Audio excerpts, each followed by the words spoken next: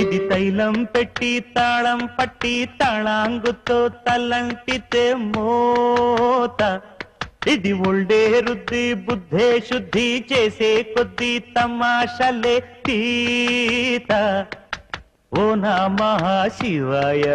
ఒంట్లో వేడే మాయం తమ కాస్తో కూస్తో అయ్యిందంటే హాయేనండి గాయం